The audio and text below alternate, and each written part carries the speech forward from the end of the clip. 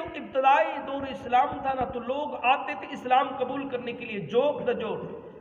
گروہ کی صورت میں ٹولے بن کے آتے تھے، کوئی 10 آتے 20 آتے، جو ہے اپنے اپنے ملکوں سے آتے، کوئی لوگ بجائے ہم اسلام قبول کریں، بڑی شہرت ہے اسلام کی، بڑا نام ہے اسلام کا، تو لوگ جوک در جوک آتے۔ تو ایک مرتبہ یمنی بادشاہ کا بیٹا وائل بن حجر تشریف لائے، وہ بھی قافلے کی صورت میں آئے۔ تو آقا صلی اللہ تعالی وسلم یوں بیٹھے ہوئے تھے مسجد نبوی کے اندر، تو آپ کی صحبت میں حضرت امیر معاویہ بھی بیٹھے ہوئے تھے، وہ بھی چھوٹے تھے، بیٹھے ہوئے تھے۔ تو کیا ہوا، وہ یمنی بادشاہ آیا نا، اس کا بیٹا، تو صحابہ اس کو کہنے لگے کہ آقا نے تیرے آنے کی خبر 3 دن پہلے دے دی ہے کہ یمنی بادشاہ کا بیٹا آنے والا ہے۔ وہ خوش ہوا، پھر آقا کی بارگاہ میں آیا تو آقا نے اس کے لیے چادر مبارک بچھائی، بٹھایا ساتھ، تعریفی جملے بولے، تو پھر اس کے رہنے کا بندوبست کیا۔ تو میرے آقا صلی اللہ تعالی وسلم نے ایک نوجوان کے ذمہ لگایا، اس کو لے جاؤ اور جا کے اس کی رہائش کا بندوبست کرو۔ تو پھر اس وقت شدید گرمی تھی، شدید گرمی، تو وہ یمنی بادشاہ کا جو بیٹا تھا وہ اونٹ پہ سوار تھا، تو جو نوجوان میرے آقا کی بارگاہ میں بیٹھا تھا، تو آقا نے حکم دیا جا اس کو لے جا اپنی رہائش گاہ پہ۔ تو اس کی جوتی دوسری طرف پڑی تھی، جوتا دوسری طرف پڑا تھا، لیکن بالاتفاق گرمی کا موسم تھا، شدید گرمی تھی، تو آقا کا حکم تھا، اس جوتا پہننا بھول گیا، اس کو لے کے چل پڑا۔ تو میرے آقا اپنے صحابہ کو فرماتے ہیں دیکھیں وہ بچے نے جوتا ہی چھوڑ دیا، لیکن آقا کا حکم تھا، وہ اونٹنی پہ سوار تھا بادشاہ کا بیٹا، وہ جو چھوٹا بچہ جس کے ذمہ حضور نے لگایا وہ ساتھ چلنے لگا۔ وہ ریت کے ٹیلوں پہ گزرے تو تھوڑی گرم ریت محسوس ہوئی قدموں کو، تو وہ جو ساتھ بچہ چل رہا تھا وہ کہنے لگا کہ یار یوں کر کہ مجھے پیچھے بٹھا دے اونٹنی کے اوپر، کیونکہ گرمی ہے شدید، میرے پاؤں جلتے ہیں، تو مجھے ساتھ بٹھا لے۔ وہ کہنے لگا نہیں نہیں، تم غلام ہو تو غلام بن کے چلو، میں بادشاہ کا بیٹا ہوں، میں اونٹنی پہ چلوں گا۔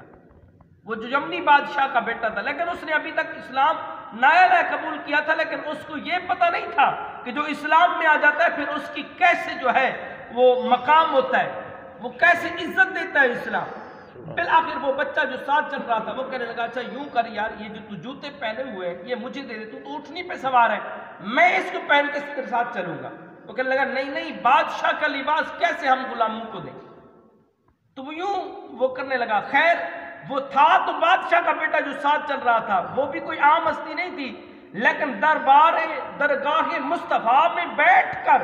صحبت مصطفیٰ میں بیٹھ کر وہ سردار والے جو آثار تھے وہ ختم ہو چکے تھے، بلکہ غلامی مصطفیٰ میں آ چکا تھا۔ اب اس کو آداب کا پتہ چل چکا تھا کہ یہ آداب ہوتے ہیں دربار مصطفیٰ میں، یہ پتہ تھا تو جوتا پہننا بھول گیا، آقا کا حکم تھا اور چل پڑا۔ چلتا چلتا بالآخر بالاتفاق یہ ہوا، اس کو تو جو ہے اپنی رہائش گاہ پہ لے گیا، پھر وقت گزرتا گیا، ایک وقت آیا، وہی نوجوان وہی لڑکا جو چل رہا تھا ساتھ، ایک دن ملک شام کا گورنر بن گیا، ایک دن ملک شام کا گورنر بن گیا۔ گورنر بنا تو پھر وہی یمن کے لوگ جو ہے جنگ ہوئی تو وہ قیدی بن کے آیا، وہی بادشاہ کا بیٹا ویل بن حجر وہ غلام بن کے آیا نا، تو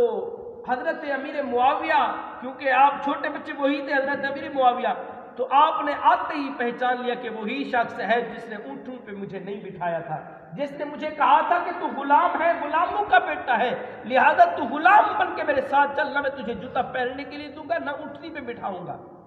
لیکن وہ اب ملک شام کا بادشاہ بن چکا تھا۔ تو حضرت وائل بن حجر جب آئے تو آپ نے دیکھتے ہی آپ کو ساتھ بٹھایا،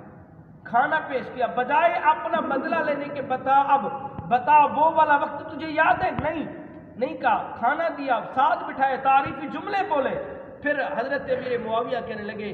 یار بتا اب یہ تخت بہتر ہے یا وہ اونٹنی بہتر تھی؟ وہ کہنے لگا یار اصل میں بات یہ ہے کہ اس وقت میں نیا اسلام قبول کر چکا تھا، اس وقت مجھے آداب کے پتہ نہیں تھے، لیکن اب تو میں اسلام قبول کر چکا ہوں، اب تو کافی عرصہ ہو گیا ہے، لیکن آپ صحبت مصطفیٰ میں بیٹھتے تھے، آپ کو طریقہ تھا، آپ کو آداب کا پتہ تھا، تو اس لیے آج آپ نے وہی کیا جو اسلام درس دیتا ہے۔ آج آپ نے وہی کیا جو اسلام درس دیتا ہے۔ اسلام یہی کہتا ہے کہ اگر دشمن بھی آئے تو اس کو ساتھ بٹھا دے۔ جب حضرت امام زین العابدین کی بارگاہ میں وہ ایک شخص آیا جس نے امام حسین کو قتل کیا تھا، شہید کیا تھا، جب کئی عرصہ بعد بھاگتا ہوا وہ مدینہ کی سرزمین پہ آیا تو حضرت امام زین العابدین آتے ہی اس کو پہچان لیا، لیکن یہ نہیں کہا کہ یار تم میرے خاندان نبوت کا جو ہے تو قاتل ہے، لیکن نہیں، ساتھ بٹھایا، بٹھانے کے بعد میٹھا پانی پلایا، ٹھنڈا پانی پلایا، وہ آتے ہی پہچان لیا یہ تو امام زین العابدین ہے، اس نے اگر مجھے پہچان لیا تو یہ تو مجھے قتل کر دیں گے، لیکن وہ اندر سے سہما ہوا تھا۔ لیکن امام زین العابدین نے اتنا تک نہ پوچھا یار تو میرے خاندان کا جو قاتل ہے، نہیں، جب وہ 3 دن کے بعد یا 20 دن کے بعد اتنا عرصہ تھا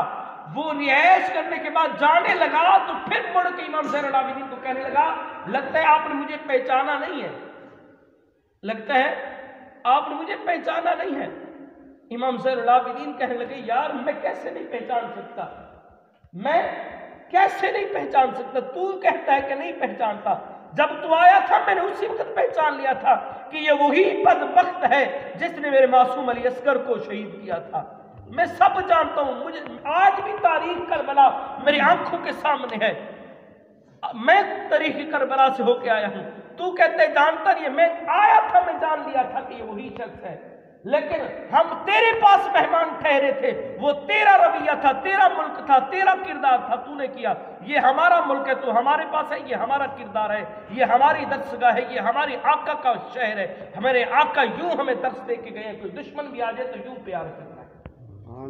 وہ تیرا علاقہ تھا، تو نے کردار کیا تھا، یہ ہمارا علاقہ ہے، یہ ہماری محبت ہے، تو کہتے جانتا نہیں ہے، میں اسی وقت جان گیا تھا جب تو آیا تھا۔ آج ہمیں بھی چاہیے اگر ہمیں کوئی تکلیف دے تو برداشت کریں، برداشت کریں۔ بتا امام زین العابدین سے بڑے ہیں ہم یا بڑے آگے ہیں ہم یا ہمارا خاندان بڑا اعلیٰ ہے؟ دیکھیں امام زین العابدین کا طرز عمل اور حضرت امیر معاویہ کا، اگر چاہتے تو بدلہ لے سکتے تھے، لیکن نہیں، جو پچھلے جو میں نے بیان کیا وہ یہی ہے، لَقَدْ كَانَ لَكُمْ فِي رَسُولِ اللَّهِ أُسْوَةٌ حَسَنَةٌ، میرے آقا کی بھی زندگی مثال ہے، میرے آقا کے صحابہ کی زندگی بھی مثال ہے، جب بھی اپنی زندگی کے جس پہلو میں میرے آقا کی زندگی کو سامنے رکھو گے، ہر معاشرے کے اندر، ہر پہلو کے اندر کامیاب ہوتے جاؤ گے، شرط یہ ہے کہ آقا کی زندگی کو سامنے رکھتے ہوئے چلیں۔